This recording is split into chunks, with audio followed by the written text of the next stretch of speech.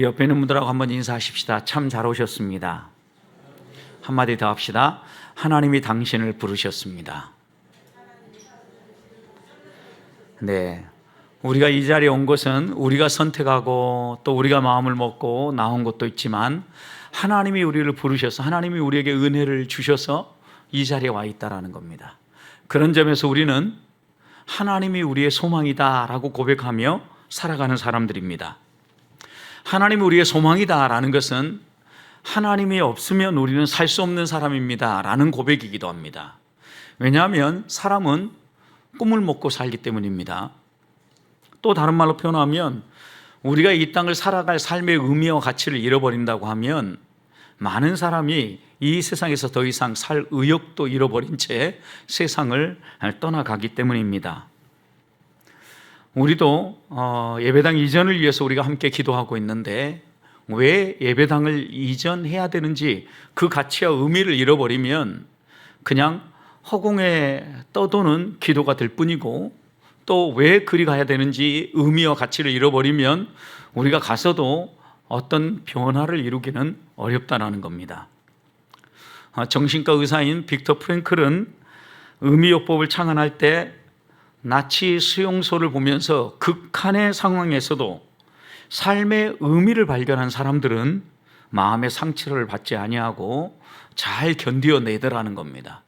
여러분, 우리가 아무리 이 세상을 살아가는 게 어렵고 우리 앞에 아무리 큰 장애물이 다가온다 할지라도 그 일을 해야 되는 의미와 가치가 분명해지면 낙심하지 아니하고 살아갈 수 있다는 겁니다.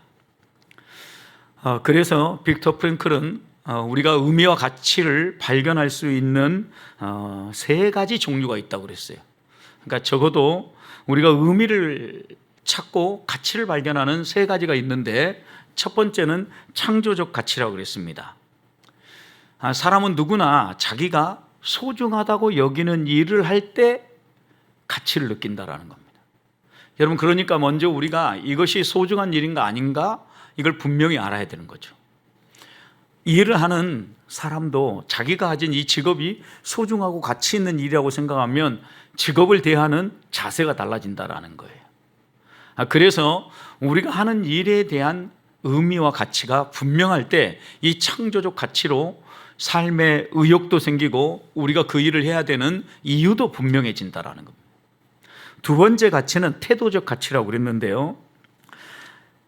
우리가 만나는 여러 환경 가운데서 확신하는 태도로 선택을 할 때 의미를 발견한다. 여러 가지 환경들을 만나는데 이런 환경들 가운데 우리가 어떤 선택을 하기 마련이라는 거예요. 그런데 이 선택을 할 때 분명한 의미를 확인하고 선택을 하면 이 사람의 태도 안에 가치가 묻어나고 자기가 선택한 그 태도 안에 좋은 열매들이 맺힌다라는 거죠. 예를 들어서 우리 앞에 여러 가지 어려움들이 다가올 때 무엇을 선택하느냐, 이게 매우 중요하죠. 이것은 우리의 상처, 우리가 살아오면서 겪는 고통, 이런 것들을 어떻게 대하느냐에 대한 태도이기도 합니다. 적어도 우리들이 이런 우리에게 다가오는 여러 가지 어려움들을 내가 스스로 선택하고 내가 스스로 이걸 이겨갈 마음이 있으면 어떤 고난과 어떤 고통이 다가와도 견딜 힘이 있다라는 거예요. 그런 점에서 태도적 가치를 가져라 라고 이렇게 얘기를 하고요. 마지막 한 가지 더 우리가 가져야 될 가치가 있는데 그것은 경험적 가치라고 이야기를 합니다. 여러분, 경험적 가치는 다른 사람이 창조해 놓은 것을 경험하면서 경외심을 갖기도 하고 가치를 느끼는 경우입니다. 예를 들어서 우리가 여행을 갔는데 여행을 가서 자연 환경이라든가 여행처의 특별한 환경 때문에 우리가 경외심을 가질 때가 있습니다. 산등성에 올라가서 해가 넘어가는 모습을 볼 때 야, 정말 기가 막히다 라고 이렇게 고백하기도 하고, 해변에 앉아서 떨어지는 석양을 보면서 야, 한 폭의 그림 같다 이렇게 고백을 하면서 경외감을 표현하기도 합니다. 여러분, 이런 경험적 가치가 있으면 마음에 여러 가지 크고 작은 상처가 있는 사람도 이런 고백을 할 때 치유가 일어나고 회복이 일어난다는 거예요. 그러니까 여러분, 어떻게 보면 우리가 우리의 삶에서 의미를 찾아가는 것은 건강하게 살아가는 비결이에요. 예배당 이전과 관련해서도 오늘 마지막 기도를 하면서 우리가 다시 한 번 더 마음에 새겨야 될 것은 무엇 때문에 우리가 예배당을 이전하는가? 월세를 올려달라니까 마지못해서 우리가 옮겨간다. 의미와 가치가 불분명해지는 거죠. 그런데 거기에다가 우리가 막대한 돈까지 써가면서 그 예배당을 구해야 된다. 별로 의미가 부여되지 않아요. 여러분, 그런데 저는 이미 이 일을 시작할 때부터 하나님이 부르신다는 분명 확신이 있었어요. 하나님이 우리를 통하여 무언가를 하시려고 하는 계획이 있다는 게 분명히 느껴지니까 이 일에 대하여서 주저하지 아니하고, 비록 우리 앞에는 큰 산과 같지만 그것을 한번 도전하고 또 믿음으로 실행해 보고자 하는 마음이 생긴 겁니다. 여러분, 그런데 보십시오. 오늘 본문의 말씀은 우리가 가진 소망은 우리에게 있어서 든든하고 튼튼한 영혼의 닭과 같다 그랬습니다. 여러분, 우리들이 어떤 소망을 가지느냐, 또 다른 말로 표현하면 우리가 가진 삶의 의미와 가치는 우리 영혼을 든든하게 붙잡아주는 닷과 같다라는 거예요. 여러분, 닷이 무엇입니까? 배가 정박할 수 있도록 돛을 내린다 그러죠. 돛을 내려가지고 튼튼히 줄이 붙잡아주는 겁니다. 아무리 거센 바람이 불고 태풍이 불어와도 그 배가 침몰하거나 흔들리지 않도록 든든히 붙잡아주는 것, 이게 돛이지 않습니까? 이 세상의 풍파가 아무리 우리를 공격하고 흔들어 놓고, 또 우리가 이렇게 예배당 이전하는 이 일에 대해서 또 다른 여러 가지 상황들과 사건들이 우리의 생각을 흔들어 놓아도 분명한 소망이 있고 우리 영혼의 닻이 분명하면 흔들리지 아니하고 이 길을 갈 수 있다라는 겁니다. 그런데 히브리서 저자는 이 소망의 닻, 우리 영혼의 닻을 예수 그리스도에 비유합니다. 예수 그리스도가 우리의 소망이고 예수 그리스도가 우리의 영혼의 닻이다라고 얘기를 하는 거죠. 우리의 인생의 배가 흔들리지 않도록 우리를 붙들어 주시는 분은 예수 그리스도다. 그분이 우리의 삶을 이끌고 그분이 우리의 삶을 인도해 가시는 분이다. 히브리서 전체 주제가 무엇입니까? 우리를 위한 대제사장이 계시는데 그 대제사장은 예수 그리스도고, 그 예수 그리스도는 구약 시대부터 쭉 있어온 대제사장들과 구별되어지는 큰 대제사장이다, 이렇게 표현을 합니다. 여러분, 그 어떤 대제사장보다도 뛰어나고 그 어떤 대제사장보다도 크고 그 어떤 대제사장보다도 단번에 제사를 이루시는 대제사장인 그 예수 그리스도가 우리의 소망이고 우리의 영혼의 닻이다라고 이야기를 합니다. 여러분, 그런데 보십시오. 우리의 영원한 생명, 우리의 영원한 소망, 우리의 영원한 흔들리지 않은 닻, 그게 무엇입니까? 이 세상의 소망도 있습니다. 이 세상의 소망은 우리가 이 땅에서 하나님을 닮아가는 것, 또 이 땅을 살아가는 동안 당장 우리가 하나님의 부름을 따라서 예배당을 이전해 가는 것, 이런 것들도 우리의 소망입니다. 근데 이보다 더 중요한 소망이 있는데, 흔들리지 않고 끝까지 붙잡고 우리가 이루어가는 그 소망은 지성소 안으로 들어가는 겁니다. 오늘 본문에서도 이야기하는 것처럼 다른 말로 표현하면 영원한 생명을 이야기하는 거고 구원을 이야기하는 겁니다. 여러분, 그런데 이 구원에 우리의 가장 든든한 밧줄이 누구냐라는 거죠. 예수 그리스도죠. 왜냐하면 이 소망은 예수 그리스도로 말미암아 생겼고 예수 그리스도로 말미암아 이 지성소 안으로 들어가는 길이 열렸기 때문이에요. 그래서 여기서는 분명하게 얘기합니다. 하나님께 절대 변하지 않는 두 가지가 있는데 이 두 가지가 예수 그리스도를 통하여 이루어졌다는 겁니다. 그 두 가지가 무엇입니까? 첫 번째는 약속입니다. 약속. 하나님은 약속하시고 반드시 그 약속을 이루시는데 누구 예를 듭니까? 아브라함의 예를 듭니다. 13절을 보십시오. 하나님이 아브라함에게 약속하실 때 가르쳐 맹세할 자가 자기보다 더 큰 이가 없으므로 자기를 가르쳐 맹세하여 이르시되 내가 반드시 너에게 복을 주고 복주며 너를 번성하고 번성하게 하려 하셨으니 그가 이같이 오래 참아. 그 다음 어떻게 했어요? 약속을 받았느니라. 여러분, 하나님이 아브라함을 믿음의 조상으로 부르고 약속을 주셨는데 그 약속이 무엇입니까? 반드시 복주고 번성하게 하겠다라는 약속입니다. 창세기 12장에 보면 세 가지를 약속합니다. 세 가지 약속인데 첫 번째는 땅에 대한 약속입니다. 자, 봐라. 너가 걷고 밟는 곳마다 내가 다 줄게. 이렇게 하나님이 약속하셨어요. 그래서 실제로 이 가나안 땅을 주셨습니다. 하나님이 약속하신 대로. 그 다음에 자손에 대한 복이었습니다. 하늘의 별을 봐라, 땅의 모래를 봐라, 그 수보다 더 많은 자손을 주겠다. 여러분, 한 사람으로 시작을 했지만 이 사람이 이제 야곱으로 12자녀로, 그리고 야곱의 자녀가 결혼해서 또 자녀를 이름으로 70인으로, 이 70인이 애굽에 들어갔는데 나올 때에는 60만 대군으로 수백만 명이 되어서 나왔다라는 거예요. 자녀에 대한 약속은 하나님이 약속하신 대로 이렇게 확장시켜 주신 거예요. 또 하나, 아브라함에게 복의 근원이 되게 해주시다 약속했어요. 근데 이게 역시 하나님이 그 지역의 거부로, 얼마나 하나님이 복을 주셨으면 아브라함과 조카 롯이 함께 지낼 수가 없을 정도로 부유해졌다라는 거예요. 그래서 갈라설 수밖에 없어요. 롯이 그래서 소돔과 고모라를 선택하고 남은 땅을 아브라함이 선택하지 않습니까? 하나님은 초기에서부터 복을 주신 거예요. 그러니까 하나님은 약속하신 것을 그대로 응답해 주셨다라는 거예요. 그런데 여기에서 이제 히브리서 저자는 이 약속이 어떻게 이루어지냐라는 거죠. 어떻게 이루어지냐라는 거예요. 어떻게 이루어진다고 얘기합니까? 15절. 그가 이같이 어떻게 함으로? 오래 참음으로. 오래 참음으로. 여러분, 기다렸다라는 거죠. 기다린 거죠.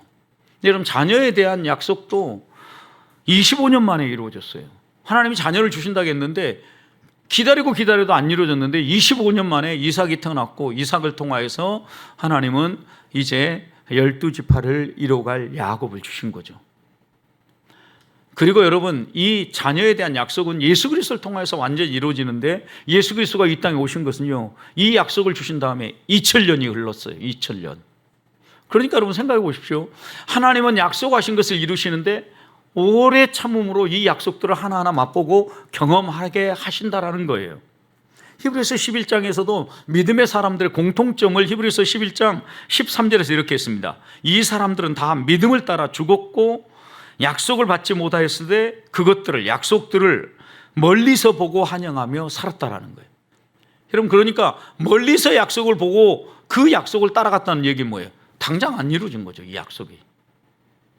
하나님이 분명히 이루어 주신다라고 약속을 하시는데 그 약속이 빨리빨리 안 이루어지는 거죠. 우리도 우리가 기도하고 하나님 앞에 소원하는 바대로 금방금방 이루어지면 얼마나 좋겠습니까? 그래서 하나님이 우리에게 원하는 건 뭐냐? 하나님에 대한 믿음을 흐트리지 말고 오래 참아라. 하나님은 한번 약속하신 거 변개하지 아니하고 끝까지 이루어 주신다. 그러니까 믿어라. 여러분, 12절 말씀을 보십시오. 오늘 읽을 말씀 바로 앞부분이죠. 이것도 역시 아브라함의 이야기와 연결되어 있는데 어떻게 약속이 이루어지는가 보십시오.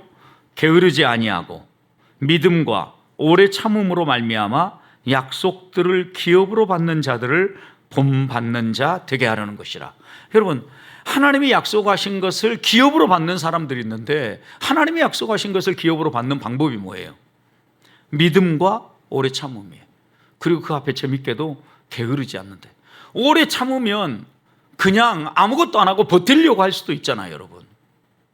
그런데 그런 일이 벌어지지 않도록 게으르지 않고 그랬어요. 이 말씀은 뭐예요? 하나님 우리에게 맡겨주신 일들을 성실히 해가면서 하나님이 약속한 것을 이루기를 기다리는 자에게 하나님이 반드시 우리의 소망의 닻을 이루어 주신다라는 거죠. 우리의 소망이 다시 이루어지는 이유는 하나님 때문이에요. 맹목적으로 그냥 이루어질 거야 라고 믿는 게 아니라 하나님 우리에게 이걸 약속하셨고 그 약속을 반드시 이루어진다라는 뜻으로 우리에게 영혼의 닻이 되어 주셨기 때문이에요. 여러분, 우리가 이 믿음을 흔들리지 않고 하나님을 붙잡아야 돼요. 나 때문에 이루어지는 것이 아니라 하나님 때문에 이루어진다라는 거예요. 우리 읽은 10절 말씀으로 앞으로 좀 더 가보십시오. 하나님은 성품 때문에 이룬다는 걸 이렇게 얘기합니다. 하나님은 불의하지 아니하사 너희 행위와 그의 이름을 위하여 나타낸 사랑으로 이미 성도를 섬긴 것과 이제도 섬기고 있는 것을 잊어버리지 아니하느니라. 여러분, 하나님의 성품을 얘기하죠. 하나님 어떤 분이다? 의로운 분이다. 불의한 분이 아니라는 거예요. 그 다음에 또 하나, 의로운 분인데 어떤 분이라는 거예요? 절대 안 잊어버린다라는 거예요. 성도가 어떻게 지금 섬기고 있는지, 그리고 이제까지 어떻게 섬겨왔는지 하나님 다 아신다라는 거예요. 우리 성도들이 주의 나라와 주의 교회를 위해서 어떻게 섬겨왔는지 이미 다 안다라는 거예요. 이제까지 섬겨왔던 것도 알고 지금 어떻게 섬기고 있는 것이도 다 안다라는 거예요. 여러분, 그러면서 얘기합니다. 내가 그거 안 잊어버릴게. 하나님은 우리가 어떠한 모습으로 이제까지 신앙생활하고 주의 교회를 위하여 어떻게 헌신해 왔는지 잊어버리지 않아요. 우리는 시간이 흘러가면 잊어버려요. 저도 교회를 사역자로 섬기면서 막 떠올려야 섬겨왔던 교회들의 이야기가 그 다음 생각이 나요. 잊어버려요, 우리는. 그러나 하나님은 불의하지 않아요. 잊어버리지 않아요. 그리고 반드시 이루신다라는 거예요. 사랑하는 성도 여러분, 하나님이 약속하신 것은 반드시 이루어 주십니다. 우리의 마음속에 포기하지 아니하고 우리의 영혼의 닻이 되시는 예수 그리스도의 성품을 든든히 붙잡고 끝까지 따라가면 반드시 이루어 주십니다. 이 믿음 가지고 오늘 이 밤에 함께 기도하는 성도들이 되시기를 축복합니다. 두 번째 하나님의 성품은요, 맹세예요. 맹세. 여러분 13절부터 17절 또다시 보시면 맹세라는 단어가요 5번이나 반복돼요. 하나님은 우리가 약속한 기업을 분명하게 주시겠다라는 보증으로 맹세를 하셨다라는 거예요. 여러분, 이러죠. 우리가 어떤 일들을 이야기하는데 약속을 하는데 약속을 안 믿어줘요. 그럼 어떡합니까? 그 다음 하는 게 맹세예요. 약속을 안 믿어주면 우리가 손에다 장을 지진다, 어쩐다, 별 맹세를 다 거기다 붙입니다. 여러분, 이건 반드시 이루겠다라는 거죠. 하나님이 맹세하는데 어떻게 맹세하는가 보십시오. 보통 맹세는 누구한테 한다라는 거예요? 자기보다 큰 사람을 통하여 맹세한다라는 거예요. 그런데 하나님보다 크신 분이 있다 없다? 없다. 그러니 하나님은 어떻게 맹세하신다? 자기에 대해서 스스로 맹세를 하신 거예요. 여러분, 그래서 13절 보십시오. 하나님이 아브라함에게 약속하실 때 가리켜 맹세할 자가 자기보다 더 큰 이가 없으므로 자기를 가리켜 맹세했다라는 거예요. 하나님이 스스로 보증한 거예요. 반드시 이루어 주시겠다라고. 그런데 하나님이 맹세해 주셨음에도 불구하고 빨리빨리 안 이루어져요. 우리의 마음은 급한데 때로는 반대 결과가 나오는 것처럼 보여요. 여러분, 이럴 때 필요한 게 뭐예요? 이럴 때 필요한 게 맹세예요. 그 맹세를 우리가 가슴에 새기는 거죠. 맹세가 필요할 때는 아무런 문제가 없을 때는 맹세가 안 필요해요. 다툼이 생기고 시비가 생겼을 때는 맹세가 필요해요. 이렇게 맹세했다고, 이렇게 도장 찍었다고. 그런데 이 구약 시대에는요, 맹세를 유대인들은 어떻게 했냐면 구두로 맹세를 했어요. 구두로. 지금처럼 도장을 찍거나 사인하는 이런 맹세가 아니라 구두로 맹세를 했기 때문에 하나님이 스스로 우리를 가르쳐서 맹세하신 거예요. 반드시 이루어 주신다라고. 그래서 16절을 보십시오. 사람들은 자기보다 더 큰 자를 가리켜 맹세하나니 맹세는 그들이 다투는 모든 일에, 그 다음 뭐라 그랬어요? 최후, 확정인이라고 그랬어요. 다른 말로 표현하면 이건 최후, 판결이다. 더 이상 논쟁의 여지가 없는 최후의 판결과도 같다라는 거예요. 여러분, 1심, 2심, 3심 아무리 논쟁을 해도 마지막 최종심에서 딱 최종 확정, 최종 판결 딱 나고 나면 더 이상 논쟁이 없어요. 더 이상 할 말이 없어요. 그 최후 확정이 뭐냐? 하나님이 우리에게 주시는 맹세라는 거예요. 이 얘기는 반드시 이루어 주신다라는 거예요. 하나님이 우리에게 주신 이 영혼의 닭과 같은 구원의 약속은요, 흔들리지 않는다라는 거예요. 하나님이 우리에게 주시는 이 영원한 약속은 절대 흔들리지 않는다라는 거예요. 이것과 함께 우리가 이 땅을 살아가면서 하나님이 우리에게 주신 여러 가지 약속들이 있어요. 17절 보십시오.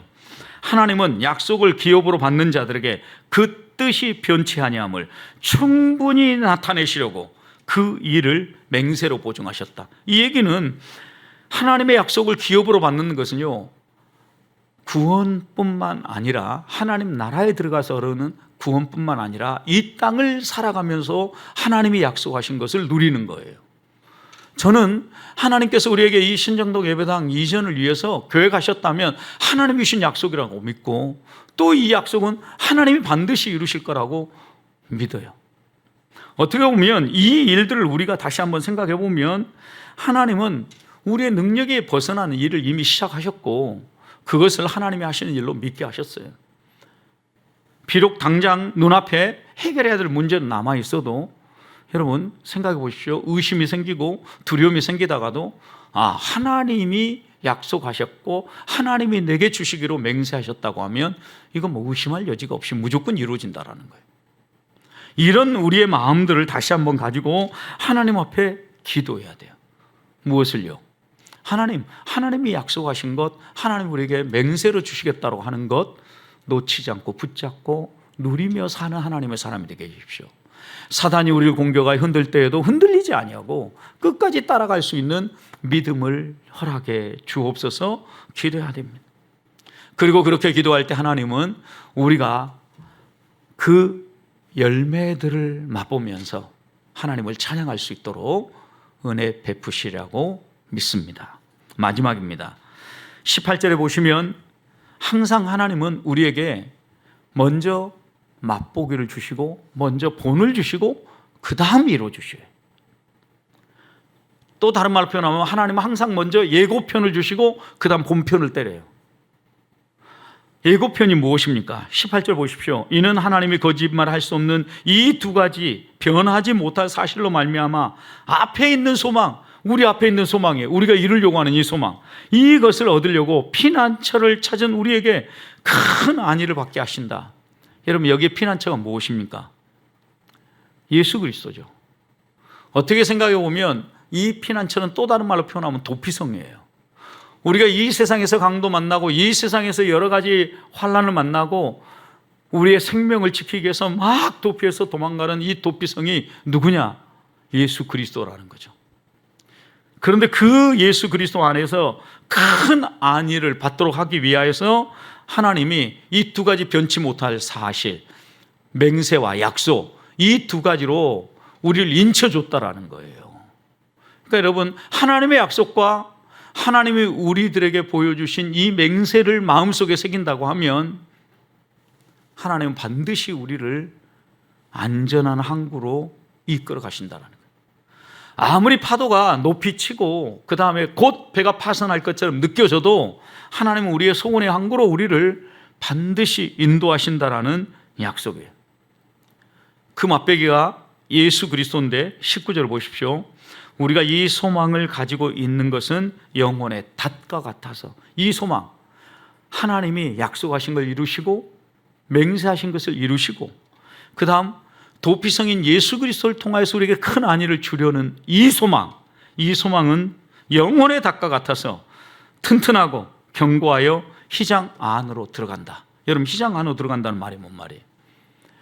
결국 지성소 안으로 들어간다는 얘기예요. 그 다음 보세요. 그리로 지성소 안으로 앞서 가신 예수께서 멜기세덱 반차를 따라 영원히 대제사장이 되어 우리를 위하여 들어가셨느니라 그랬어요. 여러분, 이미 예수 그리스도가 들어가셨어요. 이 사건은 뭘 얘기하는 거예요? 십자가 구속 사건을 얘기하는 거예요. 멜기세덱 반차를 따랐다라는 것은, 여러분, 멜기세덱 이 대제사장은 성경에 뭐라고 기록합니까? 족보가 없어요. 어디서 와서 어디로 갔는지도 몰라요. 왜 멜기세덱 반차를 들은 것은, 여러분, 예수 그리스도가 하나님의 아들로서 이 세상의 족보를 따라오지 않았다라는 것을 강조하기 위해서 멜기세덱 반차를 따른 거예요. 예수 그리스도 오심이에요. 그리고 그리로 앞서 들어가신 것, 지성소 안으로 들어간 것은 십자가 위에서 우리의 모든 죄를 짊어지고 자신의 육신을 찢음으로 말미암아 예수 그리스도가 운명하실 때 다 이루었다고 외쳤고, 이 외침과 함께 성소 휘장이 지성소와 성소를 가로막고 있는 이 휘장이 위에서부터 아래로 찢어졌잖아요.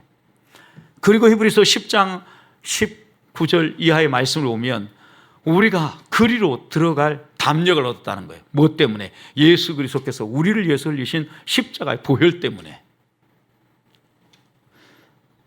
여러분, 그런 점에서 예수 그리스도는 우리 앞서 지성소 들어가서 우리가 어떻게 하나님 나라 들어가고 우리가 어떻게 하나님이 약속하신 영생을 이루게 될 것인가를 맛보기로 보여주신 거예요. 직접 본인이 들어가시면서, 또 다른 말로 표현하면 죽고 끝나신 게 아니라 하나님의 능력으로 부활하셔서 우리가 이 세상에서 죽음으로 생을 마감하지만 죽음 너머의 영생의 삶을 누림으로 하나님이 약속하신 그 하나님 나라 지성소 안으로 들어가게 될 것, 하나님 보좌 앞으로 나아가게 될 것을 분명히 맛보여 주신 거예요. 예고편을 주신 거라고요. 너희 죽어도 걱정하지 마. 분명히 약속하신 겁니다. 그래서 신학자인 마틴 부버는 이 본문을 주의하면서 이렇게 얘기했어요. 우리의 메시아의 신앙은 큰 닷줄과 같은데 매듭이 없다. 그 줄은 신의 산 위에 바위에 고정되어 있고 이 세상의 토대를 고정하고 있는 말뚝에 연결되어 있다 그랬어요. 여러분, 참 재밌는 비유를 한 거예요. 신의 산의 큰 바위, 이건 뭘 의미할까요, 여러분? 신의 산 뭐 한 곳이에요? 모세가 율법을 받은 곳이잖아요. 그런데 이 세상에 토대를 고정하고 있는 말뚝, 이 세상의 토대에다 딱 말뚝을 하나 박아놨는데 이 말뚝하고 저 신의 산에 있는 큰 바위하고 줄이 이렇게 쫙 연결되어 있다는 거예요. 이것이 닷줄인데 그것은 메시아 신앙이라고 한 거예요. 예수 그리스도에 대한 바른 신앙의 고백이 이 땅에 험난한 이 세상에 박은 우리의 말뚝과 하나님의 말씀, 이것을 연결시켜 주는데, 여러분 생각해 보십시오. 구약의 말씀이 어떻게 우리의 삶에 이루어지고 우리가 구약의 저주를 받지 않고 어떻게 구원을 누리게 됐는가를 이야기하는 거예요. 예수 그리스도를 통하여서, 이 메시아 신앙을 통하여서 우리가 모든 죄를 용서받고 지성소 안으로 들어가게 되는 이런 놀라운 복을 누리겠다는 걸 이야기하는 겁니다. 여러분, 지성소에 왜 들어갔습니까? 히브리서 7장 27절에서는 항상 살아계셔서 우리를 위해서 기도하기 위해 들어갔다 그랬어요. 또 뭘 위해 들어가셨습니까? 히브리서 2장 17절에서는 백성의 죄를 속량하기 위해서 들어갔다 그랬어요. 여러분, 그러니까 지성소 안으로 들어가서 우리를 위해서 날마다 기도하시고 우리 백성의 모든 죄를 속량하시기 위해서 그곳으로 들어가신 거예요. 여러분, 그러니까 우리가 하나님 안에서 이 놀라운 구원의 은총을 누리면서 이 땅에서 하나님 백성답게 살 수 있게 된 것입니다. 사랑하는 성도 여러분, 우리에게는 흔들리지 않는 영혼의 닻이 있습니다. 우리의 신앙을 아름답게 가꾸는 것도 이 영혼의 닻이고, 또 우리가 신정동 예배당에 가서 그 예배당을 통하여서 드러내고 그 예배당이 우리가 함께 그 예배당에 들어가서 예배할 때 드러내야 될 것도 이 영혼의 닻이에요. 예수 그리스도고 메시아 신앙입니다. 우리가 이런 믿음을 가지고 살아갈 때 우리를 통하여서 하나님이 이루시고자 하는 놀라운 은혜들이 나타나는데, 하나님 우리에게 약속하신 것, 보증으로 주신 맹세, 그걸 통하여서 반드시 이루시면서 우리가 얼마나 하나님의 복받은 하나님의 백성인가를 마치 오래 참아 하나님의 약속을 받은 아브라함처럼 누리게 해 주시겠다는 말씀입니다. 저는 이 소망과 이 꿈을 가지고 신정동 예배당을 바라볼 수 있기를 소망합니다.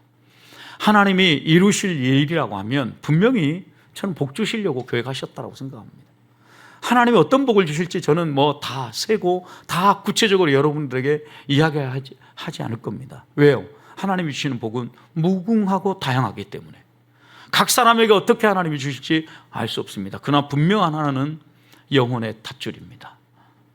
흔들림 없이 우리가 구원받고 구원받은 백성들의 수를 더 하나님이 늘리기 위해서 이 놀라운 프로젝트를 하셨다는 거예요. 이 믿음을 가지고 오늘 이 밤 함께 기도하면서 하나님 앞으로 가까이 나아가고, 또 이 밤 함께 부르짖어 구할 때 하나님이 주시는 약속, 응답을 맛보며 주 앞으로 가까이 나아가는 주의 자녀들이 되시기를 주님의 이름으로 축복합니다.